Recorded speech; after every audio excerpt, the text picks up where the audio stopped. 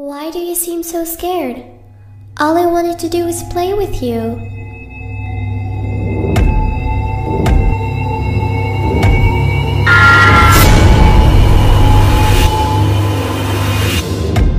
I am right behind you.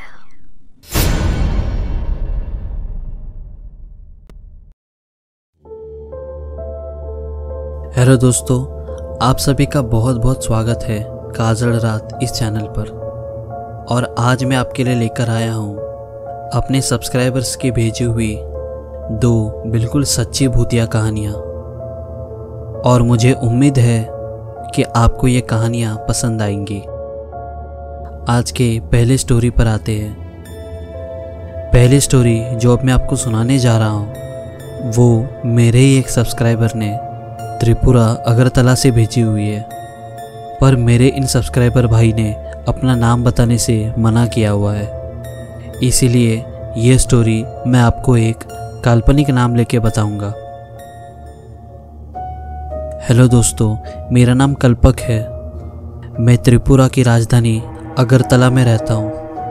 और जो घटना मैं आज आपको बताने जा रहा हूँ वो मेरे साथ तब घटी थी जब मैं 10वीं क्लास में था। फ़िलहाल इस समय तो मैं ग्रेजुएशन लास्ट ईयर में हूँ।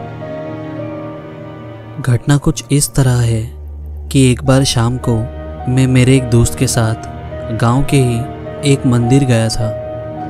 उस मंदिर के आसपास जंगल था और मैं उस मंदिर से लौटकर अपने घर जा रहा था। तभी मुझे उस जंगल से सीटी की आवाज़ सुनाई दी। मुझे ऐसा लगा कि किसी शख्स ने ज़ोर से सीटी मारी हो। वो आवाज़ मुझे 2 बार सुनाई दी। फिर मैंने अपने दोस्त से भी पूछा, क्या तुम्हें भी वो सीटी की आवाज़ सुनाई दी? मेरे दोस्त ने कहा कि नहीं, मुझे तो कोई आवाज़ सुनाई नहीं दी। उसके बाद हम दोनों अपने अपने घर चले गए। फिर उसी रात मेरे मम्मी पापा सोने के लिए अपने कमरे में चले गए और मैं भी सोने की तैयारी कर रहा था कि मेरे जूते तो घर के बाहर ही पड़े हुए हैं। फिर मैं अपने जूते उठाने के लिए जैसे ही घर के बाहर गया वैसे ही मुझे फिर से किसी के सीटी बजाने की आवाज़ आई। मैंने सोचा शायद कोई शख्स शराब पीकर ये हरकतें कर रहा है, इसीलिए मैंने उस आवाज़ पर ज़्यादा ध्यान नहीं दिया। पर तभी मुझे दोबारा सीटी की आवाज़ सुनाई दी। फिर मैंने अपने चारों तरफ देखा पर मुझे कोई दिखाई नहीं दिया। मैं सोच ही रहा था कि ये सीटी की आवाज़ कहाँ से आ रही है। तभी मुझे तीसरी बार फिर से उस सीटी की आवाज़ सुनाई दी। मेरा यकीन मानिए, मुझे वो आवाज़ अपने सामने से आते हुए महसूस हुई, लेकिन मुझे अपने आसपास कोई नहीं दिखाई दे रहा था। ये सब देखकर मैं बहुत डर गया और मैं अपने घर के अंदर चला गया और मैंने घर का दरवाज़ा अंदर से बंद कर लिया। उसके बाद तुरंत ही मैंने ये बात अपने मम्मी पापा को बताई। मेरी ये बात सुनकर मेरे मम्मी पापा बोले, अरे कोई आदमी होगा जो शराब पीकर घूम रहा होगा और सीटी मार रहा होगा, इसलिए ज़्यादा सोचो मत और अपने कमरे में जाकर चुपचाप सो जाओ। फिर मैं अपने कमरे में जाकर चुपचाप सो गया। लेकिन उस दिन के बाद से मुझे रोज़ रात को डरावने सपने आने लगे। और तो और मुझे हमेशा ऐसा लगता जैसे कोई मुझे घूर रहा हो। यहाँ तक कि जब मैं बिल्कुल अकेला होता तो भी मुझे ऐसा लगता जैसे कोई मुझे देख रहा है। लेकिन मैंने इन सब चीज़ों पर ज़्यादा ध्यान नहीं दिया। फिर मेरे बोर्ड के एग्ज़ाम करीब आए, इसीलिए मैं रोज़ रात को 12 से 1 बजे तक पढ़ाई करता था। रात को पढ़ाई करते वक्त मैं अपने कमरे की एक खिड़की खुली रखता था। मेरे उस खिड़की से मुझे सामने का एक घर दिखाई देता था। एक बार रात को मैं पढ़ाई कर रहा था। उस वक्त रात के 12 या 12:30 बज रहे होंगे। तभी मैंने अपनी खिड़की से उसी सामने वाले घर के बाहर एक आदमी को खड़ा देखा। वो आदमी घर के बाहर खड़ा रहकर सीधा मुझे ही देख रहा था। वो आदमी मुझे काफ़ी अजीब लग रहा था और न जाने क्यों उस आदमी को देखकर मुझे डर लग रहा था। थोड़ी देर तक वहीं खड़ा रहने के बाद वो आदमी न जाने अचानक से कहाँ गायब हो गया। ये देखकर मैं डर गया, लेकिन मैंने सोचा कि चलो ठीक है, कम से कम वो आदमी चला तो गया। उसके बाद मैं फिर से पढ़ाई करने लगा। फिर अगले 3-4 दिनों तक मैंने उस आदमी को लगातार सामने वाले घर के पास खड़ा देखा। हर बार वो आदमी रात के वक्त उस घर के आगे खड़ा होकर मुझे देखता और एकदम से न जाने कहाँ गायब हो जाता। मैंने बहुत कोशिश की कि मैं इस बात को नज़रअंदाज करूं, लेकिन अब मेरी हिम्मत जवाब देने लगी थी। इसीलिए मैंने ये सब बातें अपनी मम्मी पापा को बताई। मेरी बातें सुनकर मेरी मम्मी ने मुझसे कहा कि अब से तुम उस खिड़की को हमेशा बंद ही रखोगी। फिर उसी दिन से मैं उस खिड़की को हमेशा बंद रखने लगा। खिड़की बंद रखने के बाद से कई दिनों तक तो मुझे कोई परेशानी नहीं हुई, लेकिन कुछ दिन बीतने के बाद ही रात को सोते वक्त मेरा बेड हिलना शुरू हो गया। कई बार तो मैं अपने बेड पर पढ़ाई करता हुआ बैठा रहता था, तब भी बेड हिलने लगता था। मैं सोच में पड़ जाता था कि ये सब क्या हो रहा है, पर कुछ समय बाद ही एकदम से बेड हिलना बंद हो जाता था। कई बार तो सोते वक्त कोई मेरा तकिया खींच देता था और जब मैं उठकर देखता तो मुझे अपने आसपास कोई नहीं दिखता था। एक बार तो रात के वक्त मैं कुछ ज़्यादा ही डर गया था और डर के मारे मैं रोने लगा था। उस रात को मैं अपने मम्मी के साथ सोया था। धीरे धीरे मेरे साथ होने वाली ये घटनाएं बढ़ने लगी थी। अब तो रात को सोते वक्त मुझे अपने कमरे में अजीब अजीब सी आवाज़ें सुनाई देने लगी थी। रात को सोते वक्त मेरे बिस्तर का हिलना, मेरे तकिए का खींचा जाना, कमरे से अजीब अजीब सी आवाज़ें आना, नींद में भयानक सपने आना, ये सब अब बहुत ज़्यादा होने लगा था।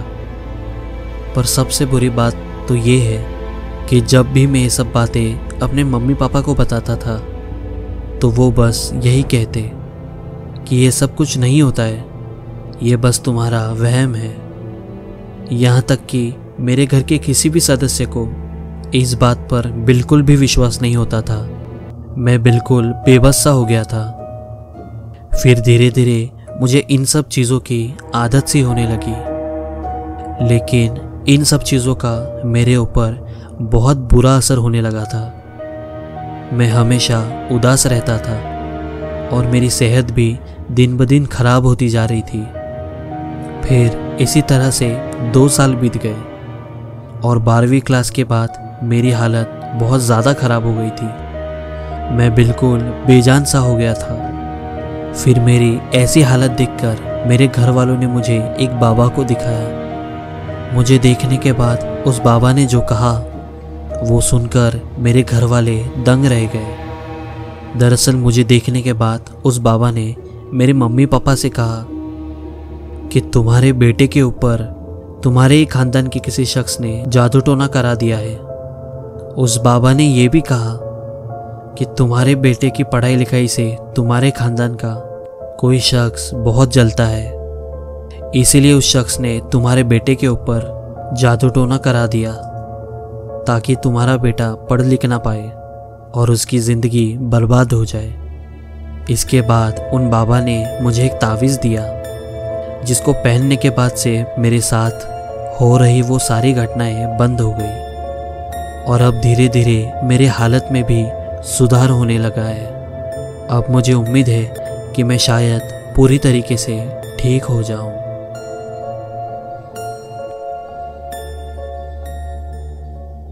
दूसरी कहानी।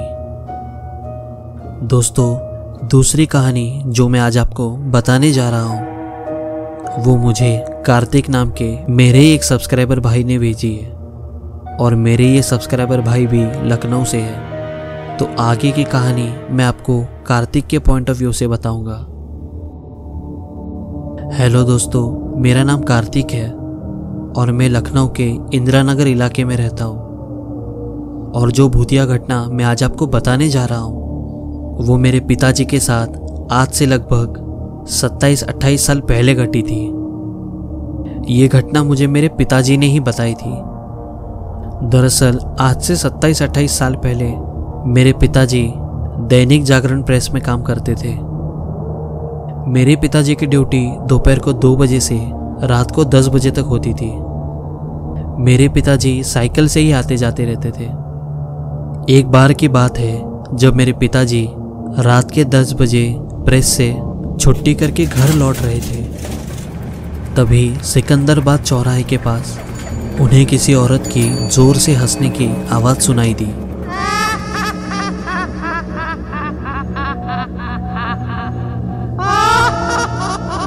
हंसने की आवाज़ सुनने के बाद मेरे पिताजी ने साइकिल रोक दी और साइकिल रोककर वो अपने चारों तरफ देख रहे थे।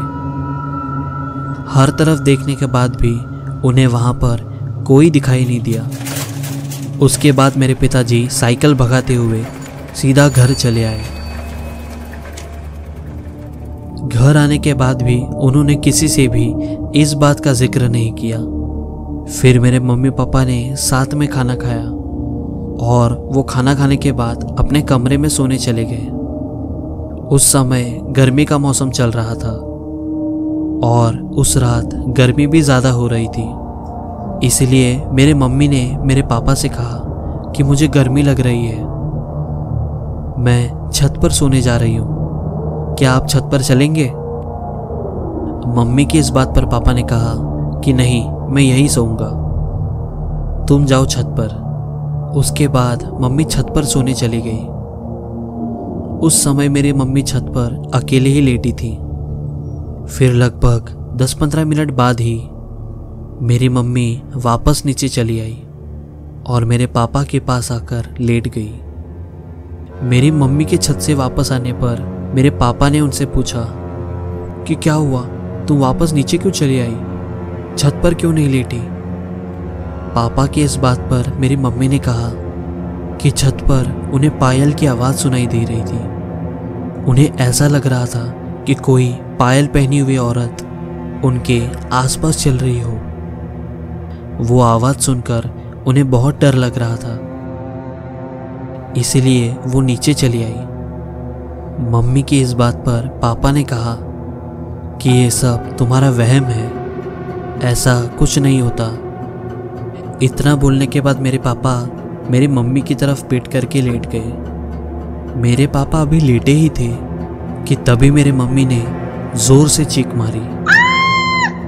मम्मी की चीख सुनकर पापा चौंक गए। पापा ने हड़बड़ाते हुए मम्मी से पूछा कि क्या हुआ, क्या हुआ?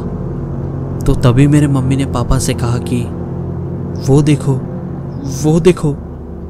तो मेरे पापा ने भी उसे देखा।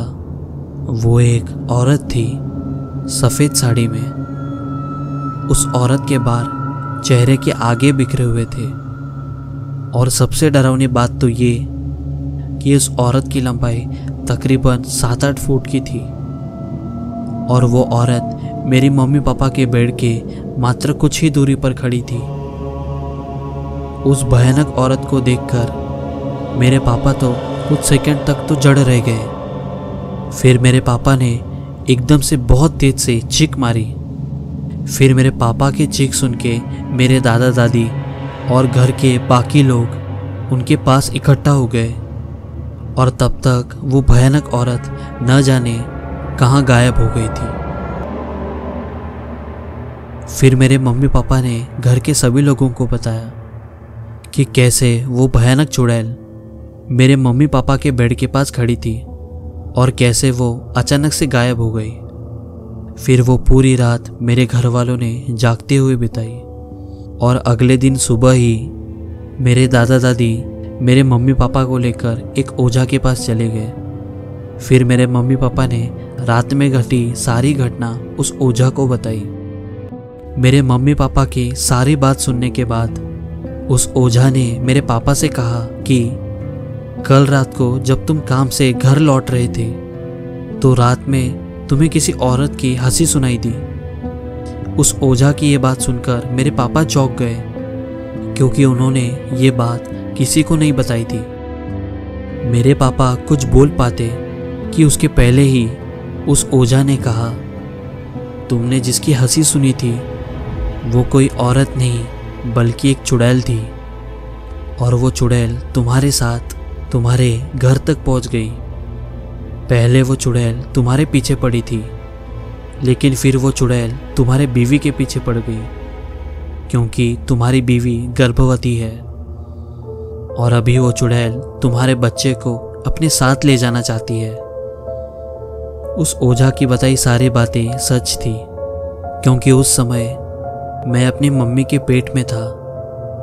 लेकिन ओझा की ये बात सुनकर मेरे घर वाले बहुत डर गए थे कि वो चुड़ैल मुझे अपने साथ ले जाना चाहती है। मेरे घर वालों को डरा हुआ देख उस ओझा ने कहा कि डरने की कोई ज़रूरत नहीं है, मेरे होते हुए वो चुड़ैल तुम्हारे बच्चे को एक खरोच भी नहीं मार सकती। उसके बाद उस ओझा ने मेरे मम्मी पापा को एक एक तावीज़ दिया और हमारे घर में एक पूजा कराई। उसके बाद से वो चुड़ैल मेरे घर वालों को कभी नहीं दिखी।